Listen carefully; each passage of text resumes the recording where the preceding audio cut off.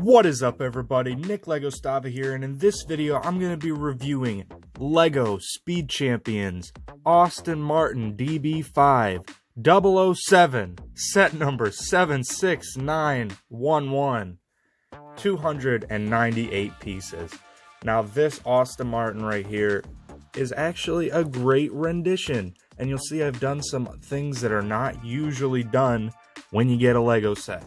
So originally this had the big panel stickers that line all the way to the ends of those, just for those little details. So I took some nice fine scissors and just cut out the details and just put them on there as such. I just think that looks a little better. That's just something that I've done a little bit differently than you traditionally would. I've gotten used to like Toy Hacks and Transformers and them not just having giant stickers over the other color to just achieve the bit of detail on there. So that's what I've done on here as well, and it just looks just that little much better. So this is a fairly priced Lego set, $20 for the wide stud design 2-seater car with a lot of detail, and it's licensed 007 Lego James Bond. I mean, this is something people have been waiting for a long time, something like this. So this is very well done. It also has a decent amount of printed pieces up front here. You have the little turn signals, I think those are, or whatever, up there. You have the headlights printed on, and then you have this grill piece printed on, 2 separate pieces. I might go in that little bit that's not printed up top there. I might paint that either black or silver in between there. There's just little things I might just add on here like that. And then the tail lights are also printed. I thought those were going to be stickers, but those are printed pieces. You also get the different license plates. I'll show you that later on in the video. But this is very well done. And I'll also compare it to this was the old stud design, and it was a more modern Aston Martin supposed to be right here, this design right here. But like I said, that was a long time ago. This was when Lego was still doing these narrow designs for these, so that was all right for a more modern rendition of an Aston Martin, and it's just a 1-seater. So yeah, there's that out of the way. Let's show the minifigure. It's also this whole back part pops off rather than usually it's the front part that pops off, and you'll note that this the steering wheel is on the other side how it's supposed to be, because this was not a American car. And he's also got a little sticker in there, a little microphone piece as a shifter in there. So yeah, all in all, nice decent little interior. It also has a back seat. I don't know if you could put the roof back on with that. I could try. No, you can't seat someone in the back with the roof on, unless you like took off their legs or something, or you took out some of that detail in there. You possibly could get someone on the inside, but this is the James Bond minifigure, and this is somewhat lacking in my opinion. I know it's trying to be Daniel Craig, but it just, I don't know, the face sculpt isn't the greatest, and it's not a double-sided face. It's just this one-sided face. There's not like a startled face or anything. So this is kind of just all right. I'd already done a little just thrown together somewhat custom James Bond here. This is probably still going to be the one that I end up using in my Batman and James Bond team up video when I eventually get to that. But it does have nice printing that goes along to the legs, but I don't know, just kind of a strange looking suit. And maybe it's the one he wore in No Time to Die. I didn't watch that, but yep, there it is.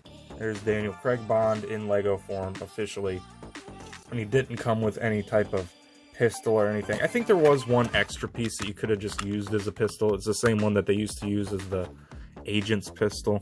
Yeah, you get an extra one of those, I think, in the packaging. I just put those pieces in the box. I'll show you here in a minute. And you also do get, why is this not focusing? I swear if it's been like that for a while, I'm going to be mad. But right here, you can see on the tires here, the rims are painted silver, and they are the specialty ones, Aston Martin style rims. So that's nice that they did that, and they didn't just try to throw on the usual Speed Champion rims.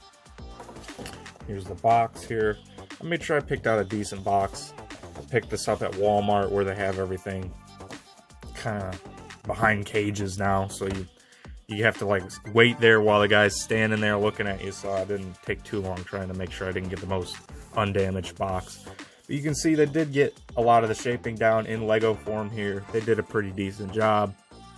It's just, I wish this gray could have followed onto the inside there a little more. If I have gray paint that matches that, maybe I'll finish that off right there.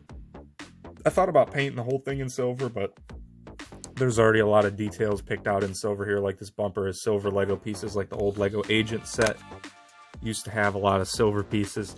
So it's nice to kind of see that come full circle here in an actual Lego James Bond set. It's really nice to see. So this set is definitely worth it. If you see this, I would recommend picking this up if you were a James Bond fan of any generation, really. It doesn't even have to be the Daniel Craig one, because, I mean, this minifigure is somewhat based on Daniel Craig, I would definitely say, but you also get the license plates from all the other James Bond movies in here. Right here, I got this bag full of the extra parts and the other license plates. Those are all stickers on there, they're not printed.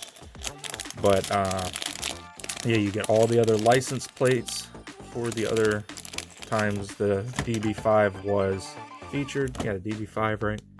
Okay, yeah, the DB5. I think it was also the DB6. I mean, correct me if I'm wrong. I think they just continued that body style over to that. Could be wrong on that. But yeah, you do get this. So I guess you could have him with his little pistol here. Like that. So there you go.